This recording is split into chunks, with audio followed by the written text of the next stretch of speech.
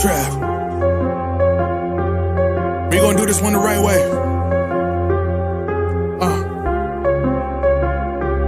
We in here forever. Yeah. Die hard, homie, die hard. You can check the swag, he the realest by far. Swimming in that blue and orange, he the lifeguard. Yeah, he been through pain, at least he got some nice scars. He can smell a trophy, yeah, you need it back to back. Represent himself, his own name is on his back. 10 toes down, try to stop him, he come back. Bandwagon hoppers, he will knock you off your tracks. You ain't saying nothing, Nero been here from the start. He been working in the lab to take his team and make it art. See him going over film to help him build and make him smart. He will tell you how he feels because he's real and he got heart. He will never fade away, he will never change his face. Everybody picking faves, and he's feeling out of place. Cause he is for the team, and he always rep the squad. Like that Christmas movie, he gon' always die hard. City on my back. They ask me what's my name, and it's on my back. I'm just speaking facts. We got big dreams, we ain't looking back. We be really die hard, yeah, that's a fact. We be really die hard, ain't no going back. Make the whole crowd rise like a thermostat. Fourth quarter, I'm the killer that's gonna murder that.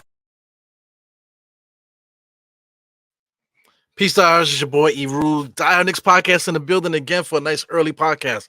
Got home early today, baby. So got him early, got nothing else to do. So let me get these thoughts out, man. I've always got some thoughts. Got the water ready for Ramadan. Ramadan is going to be over in about 2-3 minutes or so. I'm going to chug this down when I get a chance. But yeah, man, always got thoughts in my head. Always want to get stuff out, but never have time because I'm always working and always on the road. I got home early again. I don't know what happened. I don't know what's going on with the traffic where I was able to get home almost like a whole half an hour earlier than I normally do. I just came beeline straight home so I can get out here. So I want to talk about Duece Mcbride today, man. We're going to talk about Duece Mcbride. We're going to talk about Donte DiVincenzo and basically the guard rotation for the Knicks entering the playoffs. We got a good situation here, man. We have a very good guard rotation. And then we also have a guard glut, man, and that guard glut is going to contribute to what we do in the playoffs too. So I'm only going to talk about guards today. I talked about what did I talk about the last time? I talked about something else the last time, today. Excuse me, I talked about the center position the last time. So today, right now, we're talking about the guards. Two very important positions, but we're gonna give our focus to these guys here, man. So shout out to everybody in the chat.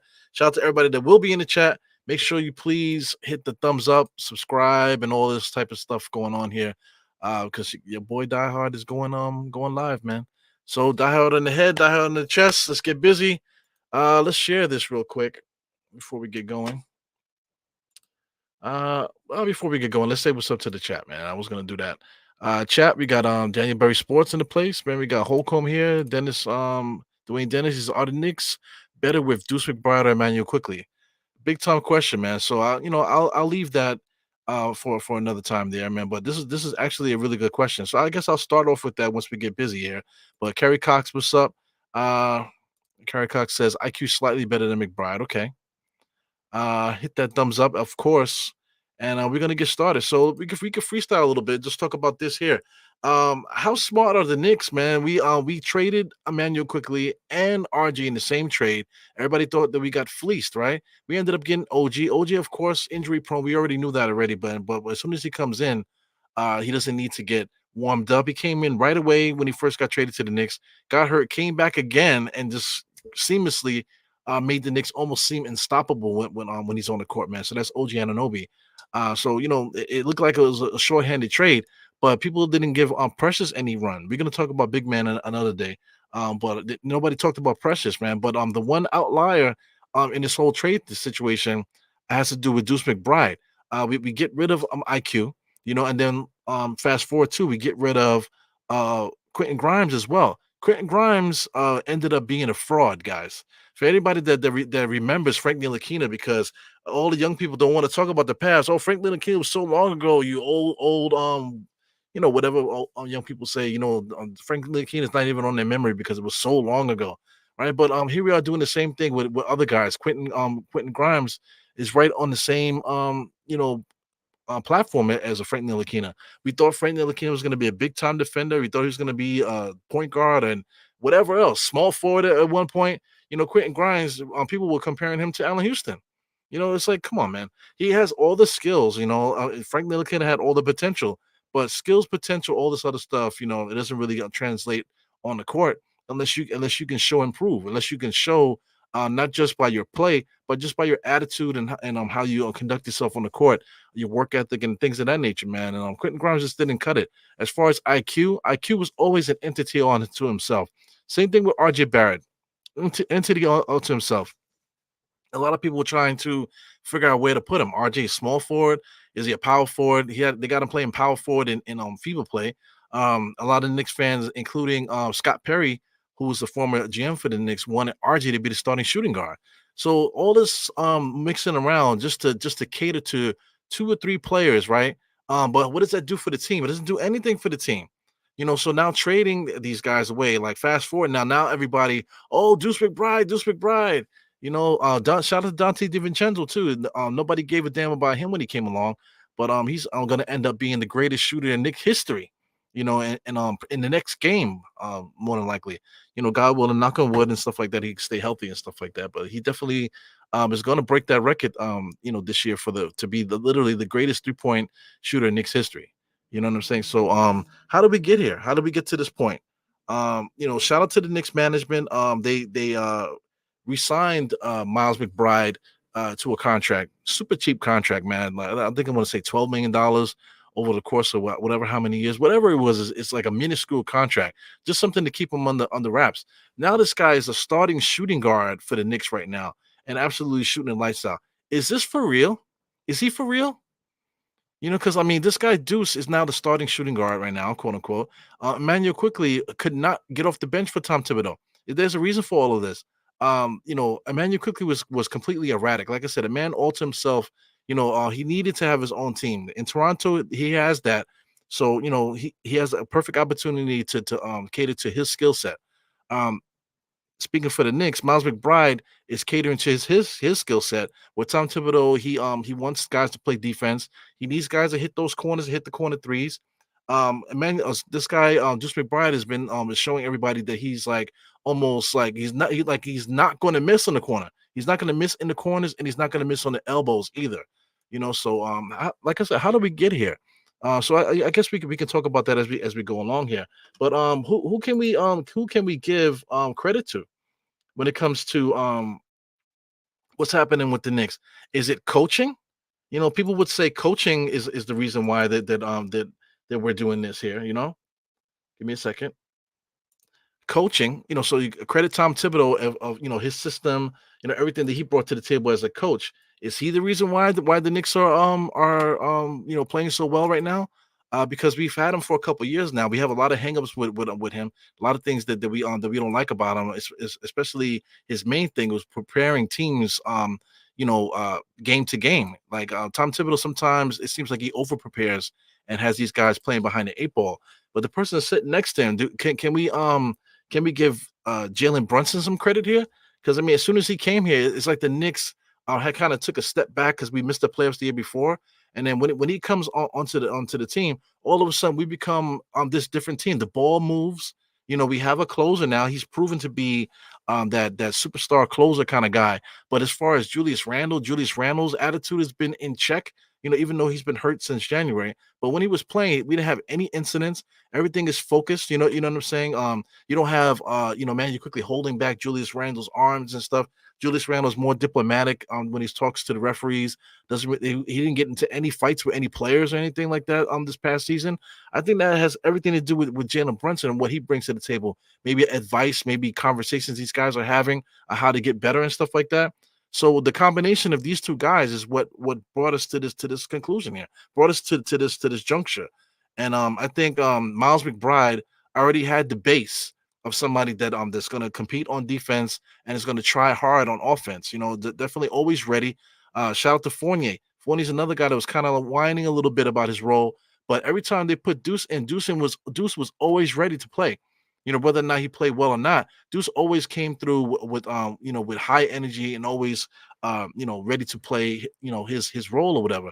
Fournier, whenever he came in, he always seems to be like kind of floating around, kind of like annoyed type of thing. Of course, he has every right for that to be, but to be a professional, I think Deuce McBride was the better professional than Fournier when Fournier was here.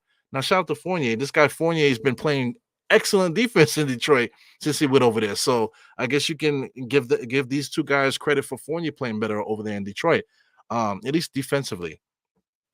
But let's get into some stuff here. This is the guy we should have been talking about as far as 3-point shooting. Bojan Bogdanovic. When he came over, I was talking about him as possibly being a starter. I actually wanted to trade RJ for this guy at one point. Shout out to State. I'm always going to mention State on this podcast, but me and State argued about him a lot. For trading RJ. Of course, me and him fought over that. But at the time, he was a little bit younger. So we all know that he could shoot the three. So coming into the Knicks, we thought that he would be that guy, but he's been actually struggling. The last two games we played Detroit and Toronto, so it seemed like his touch came back. Maybe he just needed to play a lesser opponent to try to get his rhythm back. So hopefully this rhythm stays with him for the rest of the season and into the playoffs, because we absolutely need a guy like this. But this is not for him today. How the hell did we get here, man, with this Deuce McBride guy? Like I said, is he for real? So Ben Stiller, all of a sudden now he's like the king of Twitter. I don't know how that happened, but Ben Stiller here, like people seem to value his opinion and stuff. Deuce is so key to this team. Okay, that's all he said. But the whole post was about Ben Stiller, right? Priority Sports, they say whatever they say, and of course, New York basketball, NBA underscore New York. I'm going to be using these guys heavily today because everything that's happening with the Knicks, they're posting about it to the second. So it's really good to use them as a reference here. But this guy Deuce, like I said, is he for real? We have to figure this out. Donte, no, excuse me, Jeff Van Gundy seemed to thought he was for real. Jeff Van Gundy actually quoted him here last year saying that you trust your competitors. McBride is a competitor. So regardless of what he was giving as far as plus, as far as offense and stuff like that, he will always be competing. So I believe that describes Miles McBride to the T. He's an absolute competitor. And does that fit into what this current club is doing? Absolutely, man. Shout out to Josh Hart, shout out to Donte.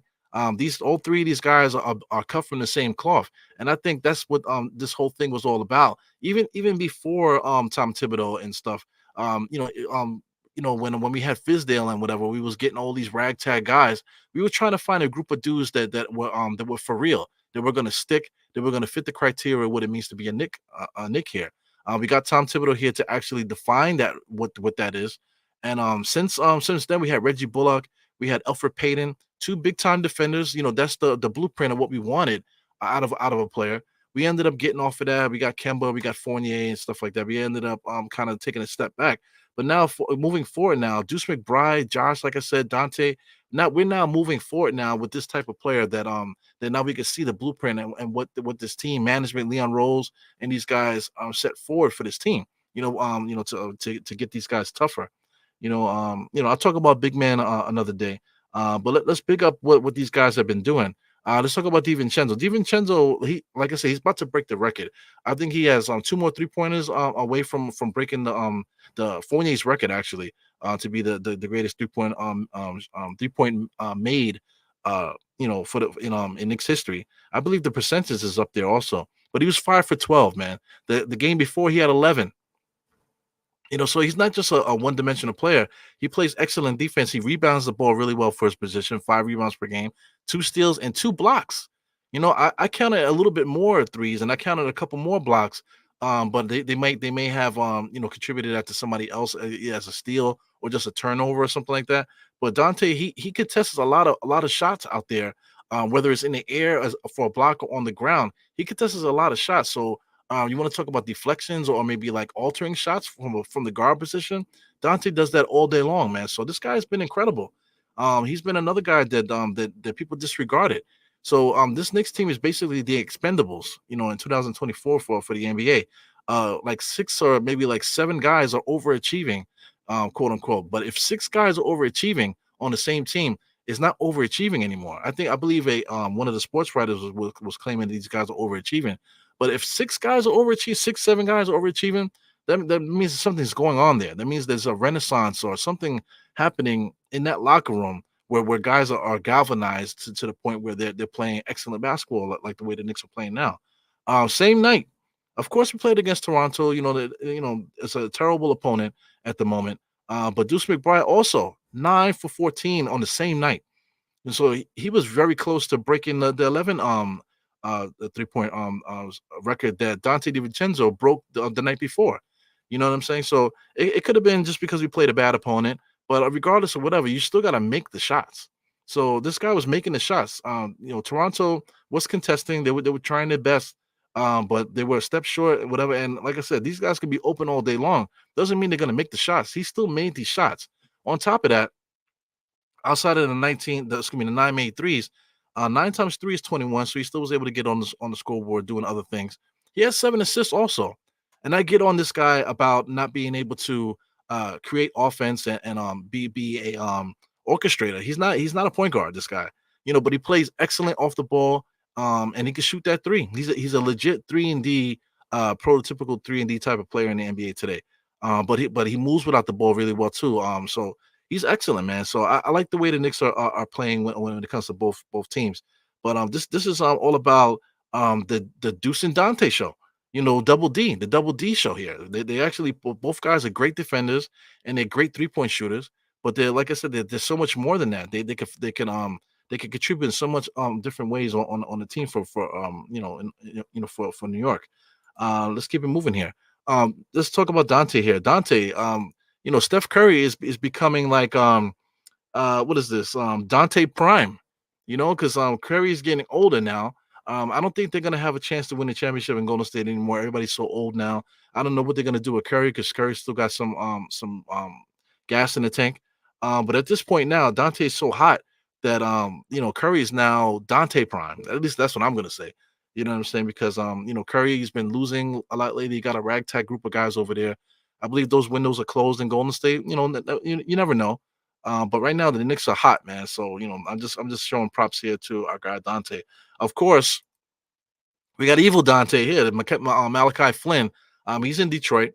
So it's like when he got pulled off the team and traded, and it's like Dante, it's like the evil of Dante got released and he became more free. And that jump shot has been falling, even more than it has been all season, man. So we'll get into those stats, those little stats as well, man. So that's just a little bit of fun.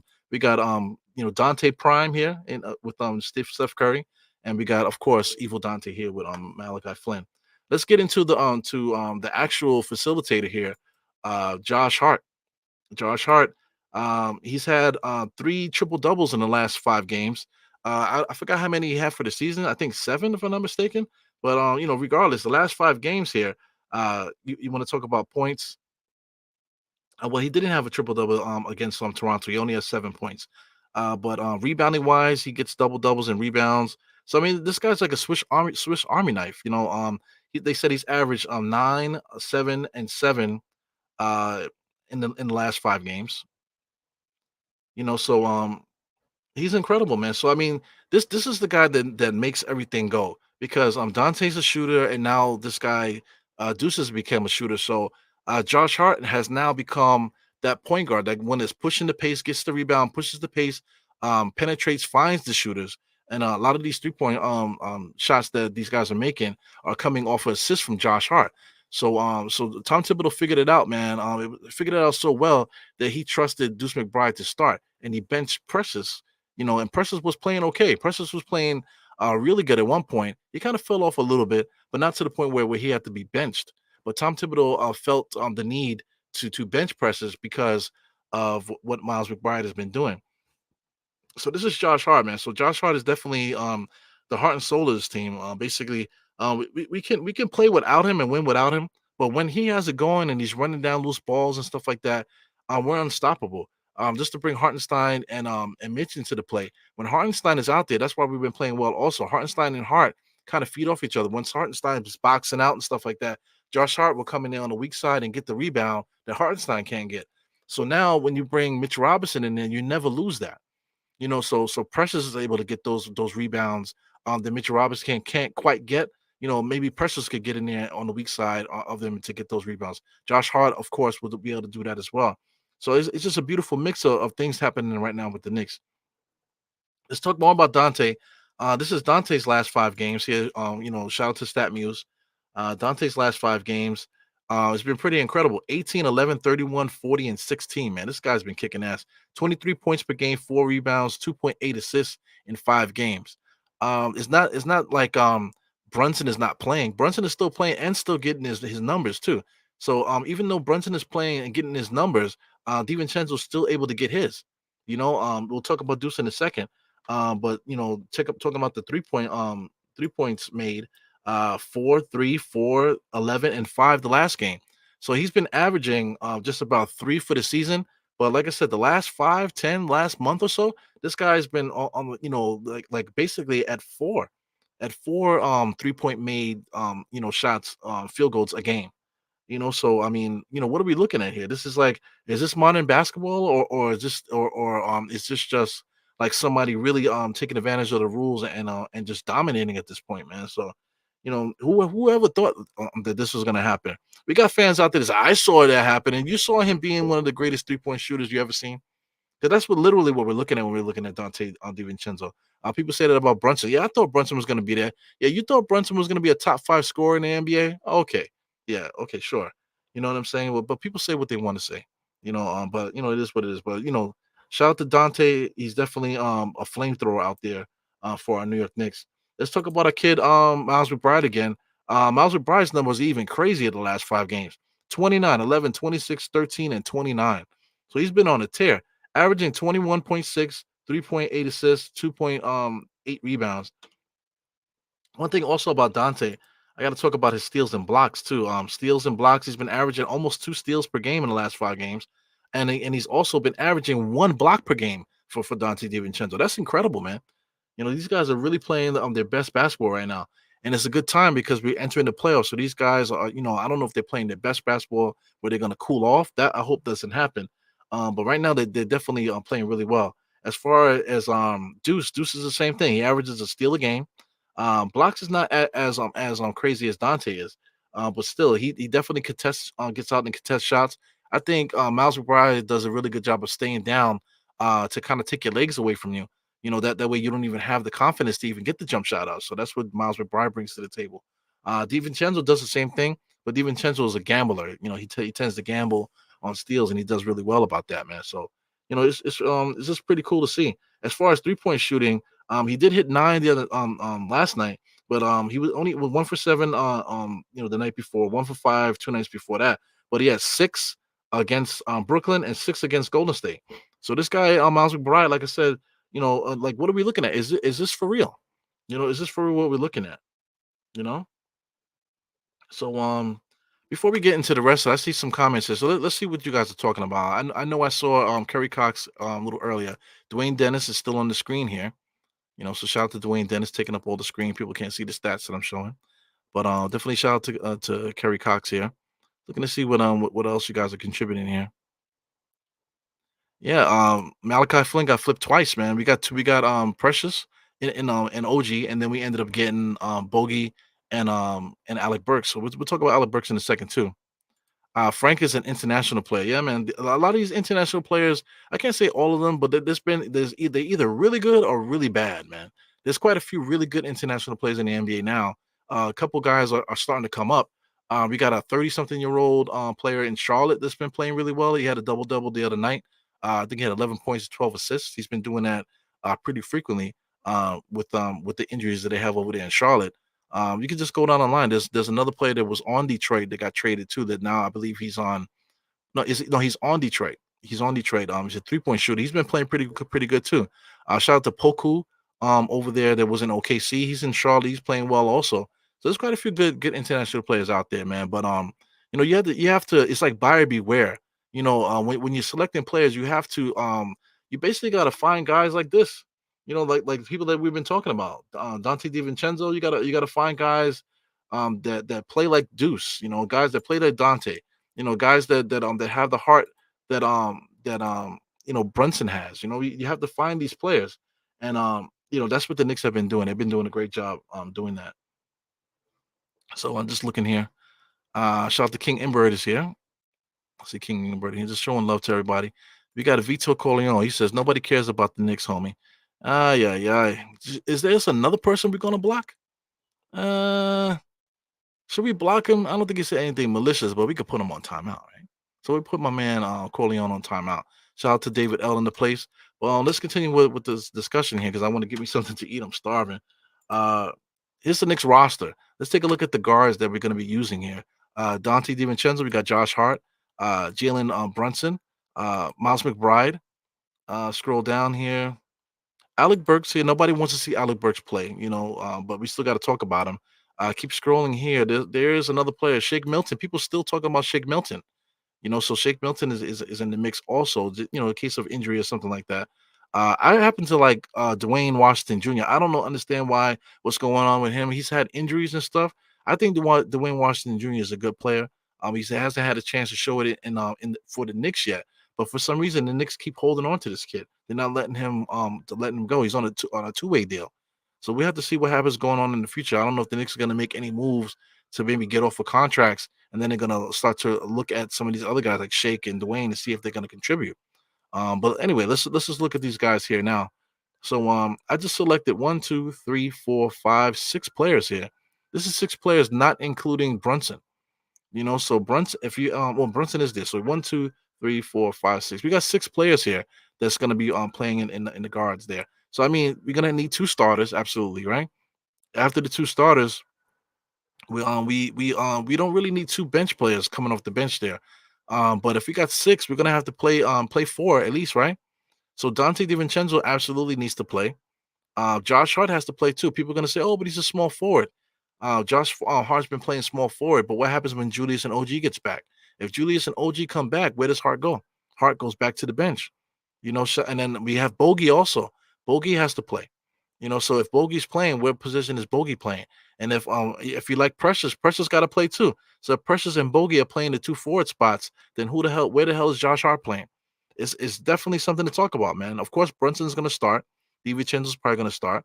Miles McBride right now is a starting shooting guard. So what happens with Miles McBride? He's going to be the first one to come off the bench, for the guards. So Alec Burks, nobody wants to see, and Shake Milton just doesn't have enough time with the Knicks to really contribute, but he's definitely going to help practice in the practice squad. So that's very important too for everyone that complains about certain players. Alec Burks and Shake Milton as practice players in the playoffs. When the Knicks need reps and stuff like that. Alec Burks and Shake Milton are definitely gonna come in handy. Just for their sheer size and stuff like that, just so they can help defensively to get the main guys ready to play in the playoffs. I think that's something that's underrated there. But right now, Josh Hart, Miles McBride are going to be your two guards coming off the bench right now, with Jalen Brunson and DiVincenzo. So I mean, Tom Thibodeau asked for it. He wanted players that he can play, that he can use. And right now, there's no excuse from the guard position. I talked about the centers my last podcast. Today, I'm talking about the guards. I'm gonna make another one talking about the power forwards. But Tom Thibodeau, we talking about Tom Thibodeau and Brunson. Tom Thibodeau got his work cut out for him, man, because like I said, um, we have basically four guys that fill up the spots, and everybody's excellent.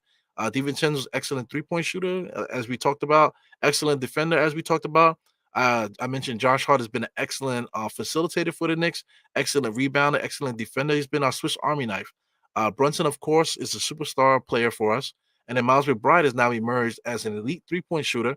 Basically mirrors Dante DiVincenzo, except he can't really facilitate offense well, but he plays well off the ball. So I mean, I'm not dissing Miles McBride at all. These are a great this is a great rotation of guards here. You know what I'm saying? So like I said, Tom Thibodeau has no excuse at this point. Right now we just need the forwards to get healthy. As soon as the forwards get healthy, then we can really settle into what we're doing there. Knicks have like 10 games left, right? How many more games the Knicks have left? Let's take a look at that. Knicks schedule. Take a look at the Knicks schedule here. The next couple games. Let me just blow this up to make sure I get all the games here. 'Cause I know we play the Spurs, we play OKC, we play the Heat, Kings, Bulls, Bucks, Bulls again, Celtics. We got Celtics one more time. The Nets and the Bulls here. So a fairly easy schedule, but when are our guys coming back? Right now, they keep talking about OG, and OG is still like not ready because I think he might have. It's not about him damaging his elbow. He did have surgery. He had surgery to remove bone spurs. There might have been some damage to his tendons and stuff there. So that's an issue. I know just from I never had that before, but from my experience lifting weights, lifting too heavy, you tend to strain the elbows and like you can kind of feel dislocation because I got my bench up to like over 315 and it definitely was getting pain in my elbow and stuff like that. And the reason I'm mentioning that and to compare it to the basketball injury is that that tendon did not get better for a long time. I want to say like a month and maybe like 2 3 months that the elbow didn't get better. But I still was lifting on top of that hurt elbow. So I mean that's a good sign.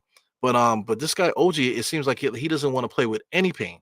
I'm not that's maybe that's not a knock on him. Maybe that's just the medical staff or whatever, being cautious and stuff. But my thing is, when are these guys gonna play? Sooner or later these guys are gonna have to play here and because we need I don't know. I want to say we need 10 games with everybody together.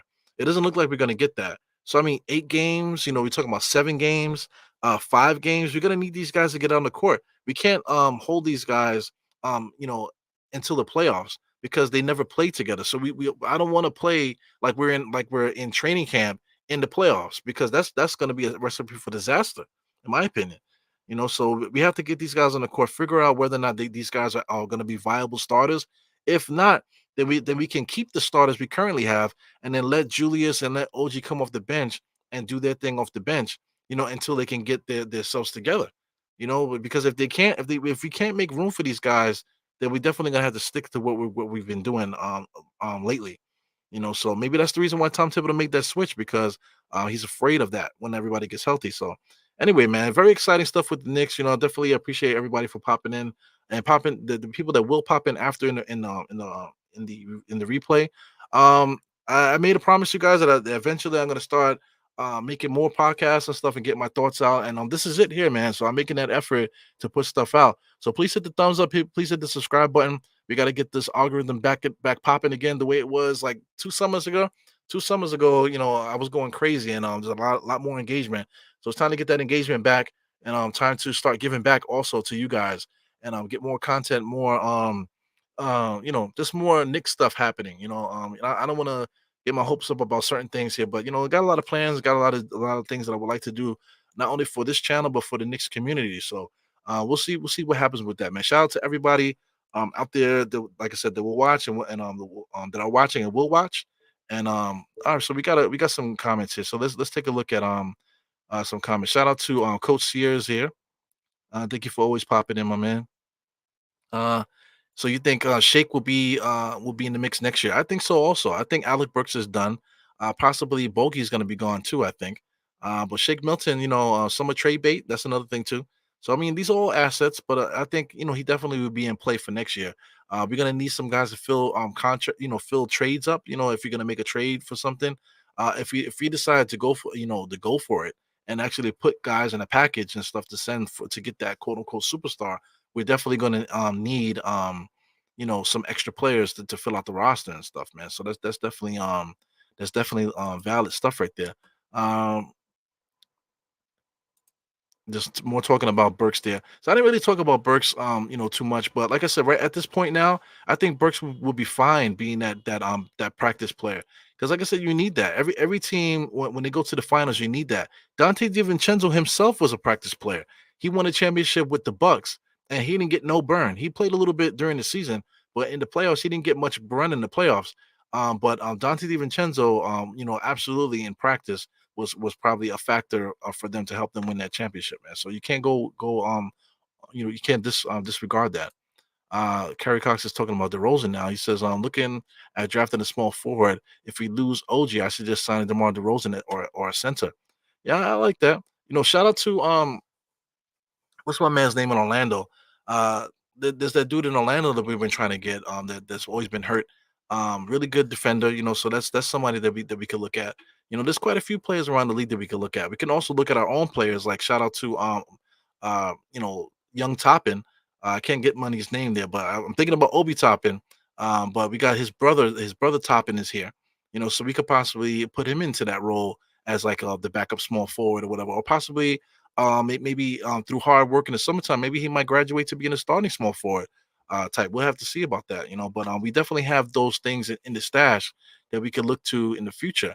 I see David L bringing up Precious here. He said we need help at the 3 and 4 spots. We're okay losing Achiwa, but we need Randall back. Achiwa taking on some of his minutes. Yeah, man. Going forward too, Precious is a free agent too. So do we pay Precious and stuff like that? So that might be a reason why we benched them also to a lot of politics in sports, but it's interesting, man. Shout out to Harlem CEO. Dwayne Dennis, he says, the thing we have learned from all this, did the front office learn anything from all of this? Stop drafting players based on upside potential.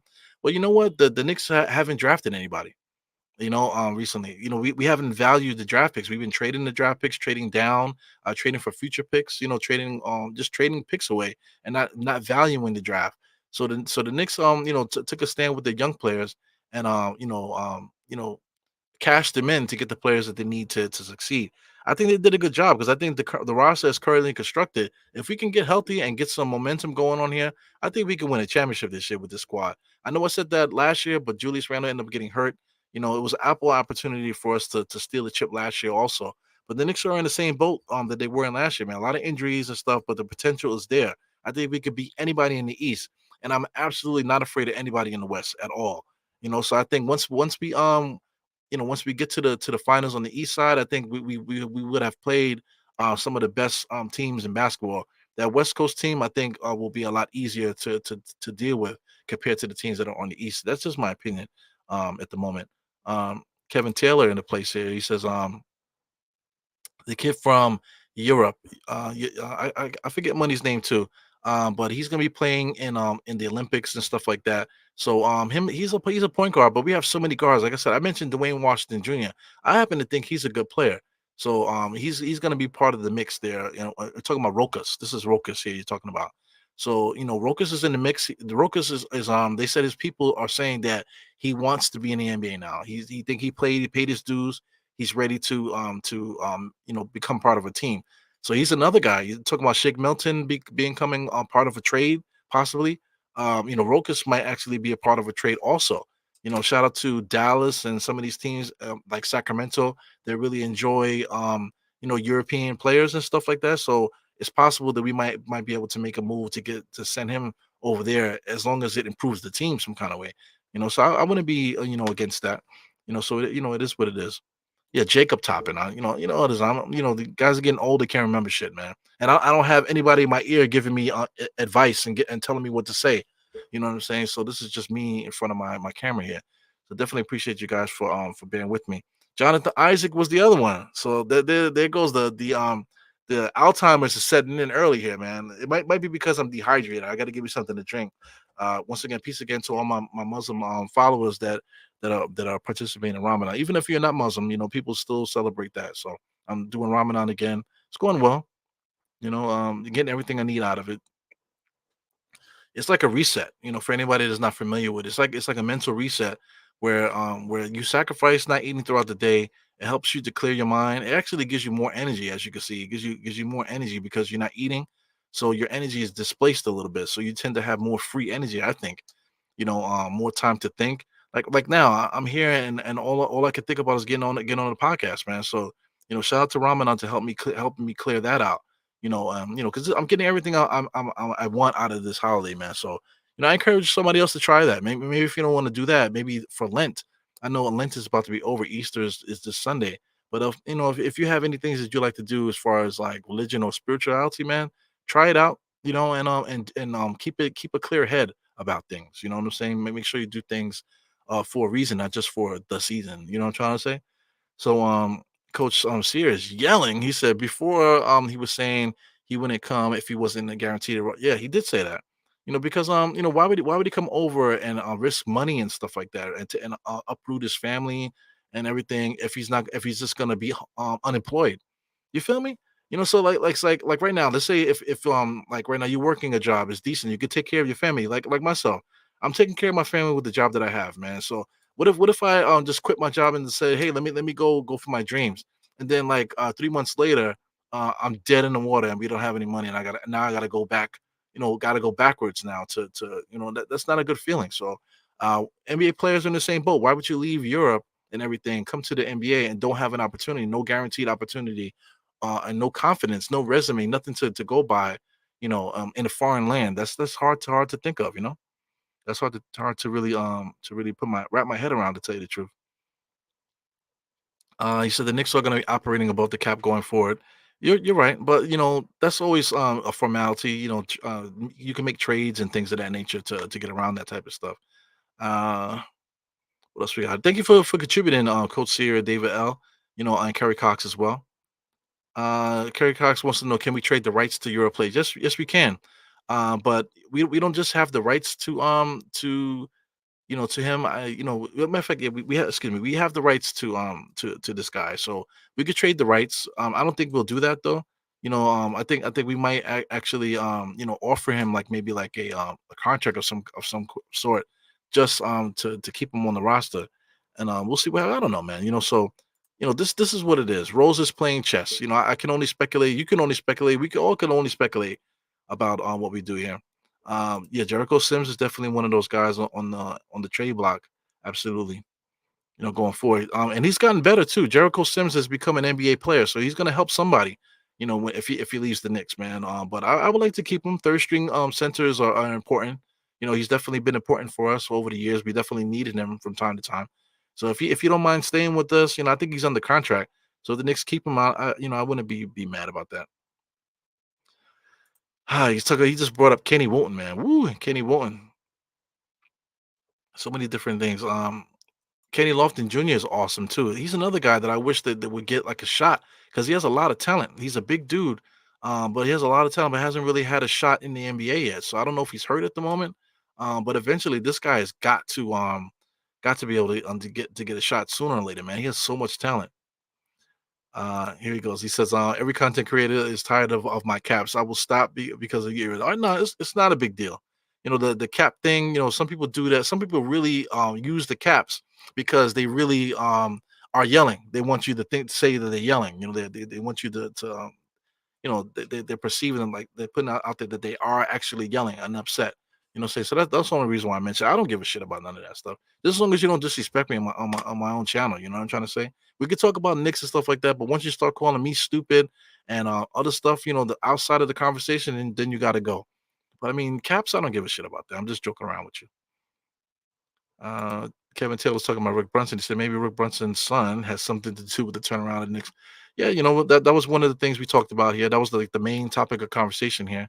Tom Thibodeau and Brunson, whether or not these guys, who is the reason why the Knicks are playing so well. And I think both guys definitely have a say in that. So we did talk about that. So if anybody missed anything, check out the podcast from the beginning.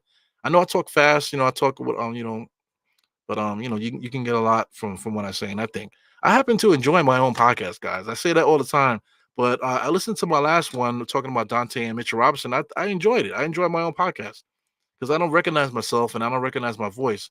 So it's like I'm listening to podcast's podcast, which I am, but I actually enjoy my own podcast and I give myself a thumbs up. so, so if you enjoy the pods, man, please do so. I know I was trying to get out of here. I definitely need to get out of here now, man, because I'm freaking starving. So you said I'm your first mom. Okay. Oh, so you're Canal. So why you change your name to Coach Sierra, man? So I mean, you gotta let people know what's going on here. So so are you a mod under Coach Sierra? If you're not, then I'll give you the mod status also for this for this account. Yeah, but thank you for coming in, man. So anyway, guys, let's get the hell up out of here. This is your boy Eru. Once again, four fingers to the forehead, tuck of the thumb, salute, die head on the head, die head on the chest. And I'll see you guys a little bit later. Before we get out of here, let me plug this. Shout out to Simeon Russell with Nothing But Knicks. He also has another channel called The Front Stoop. So I'll be going live tonight with Still Knicks Ron. He's actually about to go live now on Nothing But Knicks, to do the NBA wrap up. But part two to the NBA wrap up is actually the wrap up, which is a hip hop podcast on the front stoop. So the wrap up is coming up next. We're going to be interviewing one of my good guys here on YouTube. His name is The Lettuce. That's his rap name, The Lettuce. So you're gonna get to know about him and his journey, and stuff like that. I don't want to talk too much about it because he's a very deep brother, very well spoken and has quirky ways of thinking when it comes to whatever. And he puts that in his music, man. So I'm so anxious for you guys to meet him. Please check out the Front Stoop channel. There's over 40,000 subscribers on this channel here. So we're trying to get the viewership back up on this channel here, with different shows. Right now we have the wrap up. They will, of course, Sim comes on periodically and does like important events, especially things that surrounding Nas because he loves Nas. But I'll also I'm developing a show to pitch to Sim also. That should be coming up pretty soon too, man. So please continue to support the MBK family. Support all your favorite podcasters. Support each other. So and please be safe and have a great time with your life. Okay, this life is too short. Life is too short to be stressed out, man. I see that I deal with people all the time. I hear them talking about stuff. And sometimes you got to cut them off because they just can't wait to be more and more miserable. Sometimes you got to cut them off. If you hear somebody talking negatively, just being miserable, just cut them off mid sentence and just say something, to make them stop. Not anything derogatory or anything that can hurt them, but say something to get them to make them smile and make them realize I'm talking shit, ain't I? Yes, you are, man. Please shut up because like you're talking for no reason. Bring it back and control your own positivity. So anyway, it's your boy Eru, Dynix Podcast. Do we need to see the outro? Yes, we do. Get ready to clap the cheeks, guys. See you guys later. Peace.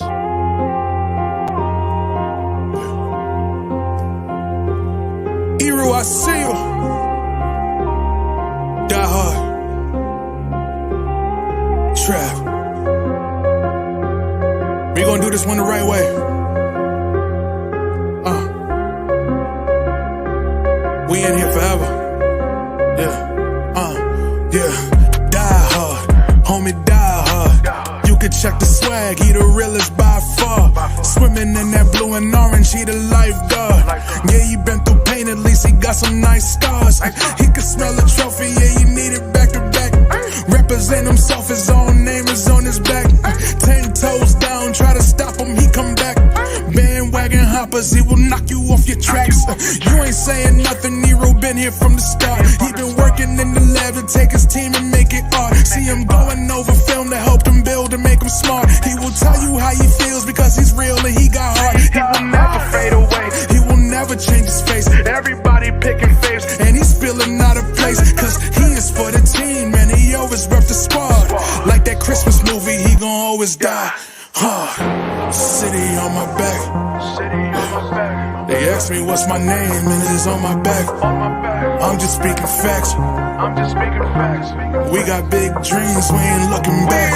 We be really die hard, yeah, that's a fact. We be really die hard, ain't no going back. Make the whole crowd rise like a thermostat. Fourth quarter, I'm the killer that's gon' murder that.